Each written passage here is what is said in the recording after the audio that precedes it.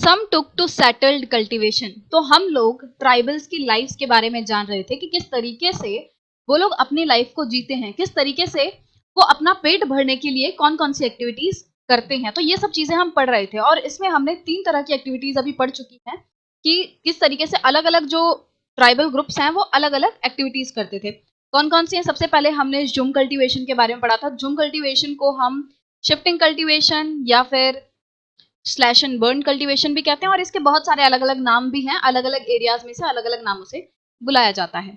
इसके अलावा फिर हमने देखा कुछ जो ट्राइबल ग्रुप्स हैं वो हंटर गैदरर्स होते हैं, वो हंटिंग एंड गैदरिंग करके मतलब कि जानवरों का शिकार करके और फॉरेस्ट प्रोड्यूस को गैदर करके अपना पेट जो है उन सामानों से भरते हैं। और इसके अलावा फिर हमने देखा कुछ जो ट्राइबल्स हैं वो हर्डर्स रहते हैं, मतलब कि वो जानवरों का पालन पोषण करते हैं और उन जानवरों का जो भी प्रोडक्ट होता है, दूध होता है, वो सबको वो यूज करते हैं। और जो लास्ट एक तरीके से मेन तरीका था उनके जीवन जीने का, मतलब कुछ जो ट्राइबल लोग हैं वो सेटल्ड कल्टीवेशन करते थे। तो जैसे हमने पढ़ा था शिफ्टिंग कल्टीवेशन, तो शिफ्टिंग कल्टीवेशन में क्या है, they keep on shifting the land on which they cultivate. तो पहले क्या होता है, मान लो एक टाइम पे वो इस जमीन पे खेती कर रहे हैं, तो एक साल बाद क्या करेंगे, वो इसको छोड़ के दूसरे लैंड पे शिफ्ट हो जाएंगे। बट अब जैसा कि आपको यहाँ से नाम से पता चल रहा है, सेटल्ड कल्टीवेशन, मतलब कि अब वो एक जगह पे सेटल हो गए हैं, वो बार बार अपनी जगहों को चेंज नहीं करेंगे। अगर एक बार वो एक खेत पे खेती करने लग गए तो वो साल दर साल इसी खेत पे करेंगे, अगले साल वो किसी और खेत पे जाके कल्टीवेशन नहीं करेंगे।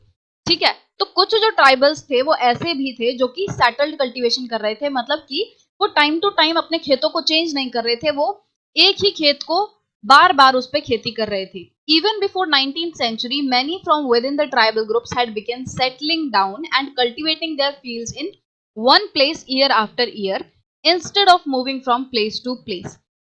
तो 19th सेंचुरी से भी पहले, मतलब कि 1800 से भी पहले बहुत सारे ऐसे लोग थे इन ट्राइबल ग्रुप्स के अंदर जिन्होंने सेटल होना स्टार्ट कर दिया था, मतलब कि वो एक जगह पे रहना स्टार्ट कर चुके थे। अब वो एक जगह से दूसरी जगह पे मूव नहीं कर रहे थे फ्रीक्वेंटली, वो सेटल हो चुके थे। और वो जब सेटल हो गए तो उन्होंने क्या किया, वो एक ही फील्ड पे खेती करने लग गए साल दर साल। इसमें क्या लिखा हुआ है, ईयर आफ्टर ईयर, मतलब हर साल सेम ही खेत पे खेती की जा रही है, उसी पे क्रॉप उगाई जा रही है, खेत को चेंज नहीं किया जा रहा।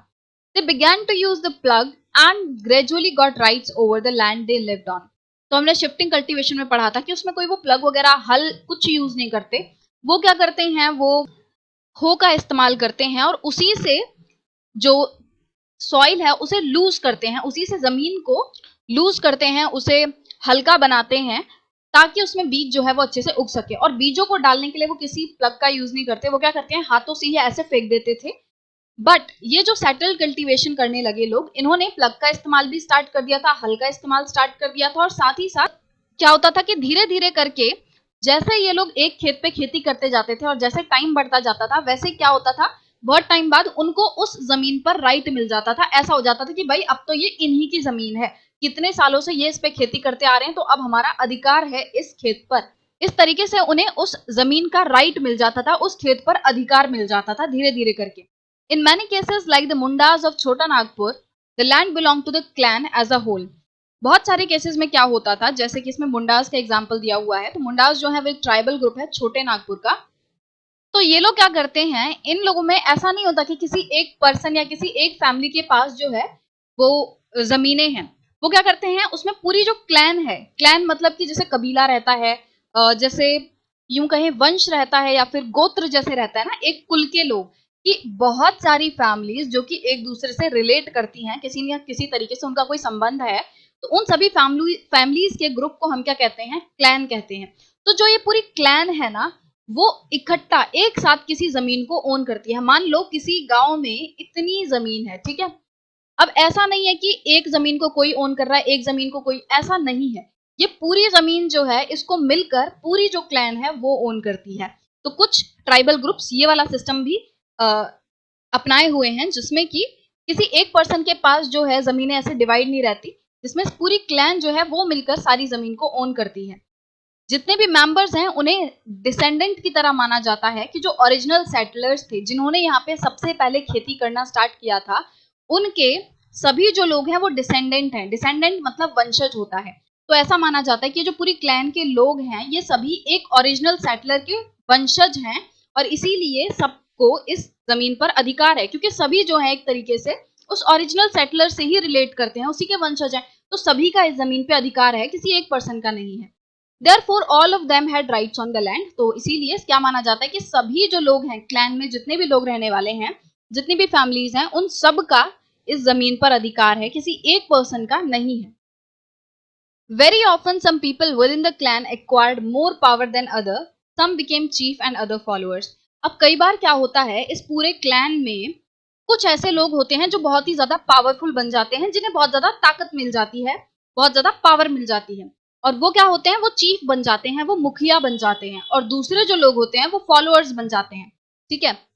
Powerful man often rented out their land instead of cultivating it themself. अब बहुत सारे लोग ऐसे होते हैं जो मान लो कोई जमीन ओन करता है किसी ट्राइबल ग्रुप में, अब वो सेटल्ड फार्मर बन चुका है, सेटल्ड ट्राइब हो चुके हैं वो लोग, और क्या करते हैं वो लोग अपनी अपनी जमीनों में साल दर साल खेती करते हैं। बट कुछ लोग बहुत ज्यादा पावरफुल बन जाते हैं, तो वो क्या करते हैं, वो जमीन पे खुद खेती नहीं करते, बट उसको रेंट आउट कर देते हैं। रेंट आउट मतलब उसको किराए पर दे देना, कोई और जो पर्सन है वो उस पर खेती करेगा और उस पर खेती करने के बदले उस पर्सन को, उस पावरफुल पर्सन को रेंट देगा। जैसे आप घर रेंट पे लेते हो ना, किसी और का घर होता है, मकान मालिक कोई और होता है, बट आप उस पर जाके रहते हो और फिर आप उसको रेंट देते रहते हो हर महीने। इसी तरीके से जमीनें जो हैं खेती के लिए वो भी रेंट दी जाती हैं, रेंट पर दी जाती हैं। तो कुछ पावरफुल लोग जो हैं वो अपनी लैंड को रेंट पर भी दे देते हैं। British officials saw settled tribal groups like the Gonds and Santhals as more civilised than hunter gatherers or shifting cultivators. तो जो ब्रिटिश ऑफिशियल्स थे, जो ब्रिटिशर्स थे, वो क्या कहते थे, वो क्या मानते थे कि ये जो ट्राइबल ग्रुप्स हैं, जैसे कि गोंड्स हो गए, सांथल्स हो गए, जो कि सेटल्ड ट्राइब हैं, मतलब कि जो कि एक जगह पे रह के खेती बाड़ी करते हैं, जो हर टाइम टू टाइम जो है जगह को चेंज नहीं करते, ऐसे लोग जो सेम जगह पे रहते हैं, ऐसे लोगों को ये ज्यादा सिविलाइज्ड मानते थे, ज्यादा सभ्य मानते थे। और जो हंटर गैदरर्स हो गए, शिफ्टिंग कल्टीवेटर्स हो गए, इन्हें ये उतना सिविलाइज नहीं मानते थे। Those who lived in the forest were considered to be wild and savage। तो ब्रिटिश ऑफिशियल्स क्या मानते थे, जो लोग जंगलों में रहते हैं और सेटल्ड लाइफ नहीं जीते, तो ऐसे लोगों को वो वाइल्ड मानते हैं। वाइल्ड मतलब जंगली, कि उनमें कोई सभ्यता नहीं है, कोई मैनर्स नहीं है, इस तरीके से उन्हें जंगली मानते हैं। और सैवेज मानते हैं। सैवेज मतलब जैसे कि निर्दयी होता है, ऐसा पर्सन जो कि बहुत ही ज्यादा हिंसक है, हिंसा वाला है, तो उसे सैवेज कहा जाता है। तो ब्रिटिशर्स ऐसा मानते थे, जो जंगलों में रहने वाले लोग हैं वो जंगली हैं और बहुत ही हिंसा वाले हैं, हिंसक हैं। They needed to be settled and civilised. और ऐसा मानते थे ये लोग कि जो लोग जंगलों में रह रहे हैं उन्हें सेटल हो जाना चाहिए, उन्हें एक ही जगह पे रह के एक ही जगह पे खेती करनी चाहिए और सभ्य बनना चाहिए।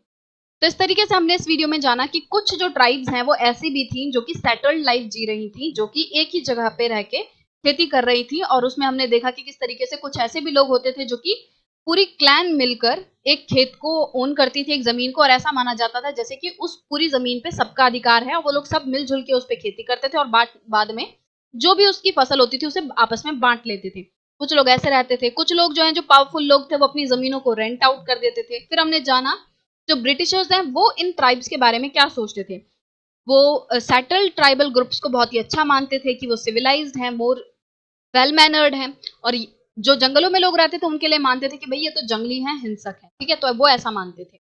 अब नेक्स्ट वीडियो में हम पढ़ेंगे कि किस तरीके से जो कॉलोनियल रूल है, जो ब्रिटिशर्स हम पे राज करने आए, जैसे उन्होंने हमारे टेरिटरीज पर कब्जा करना स्टार्ट कर दिया, तो उस सब वजह से ट्राइबल्स की लाइफ में क्या असर पड़ा, तो ये हम नेक्स्ट वीडियो से पढ़ेंगे।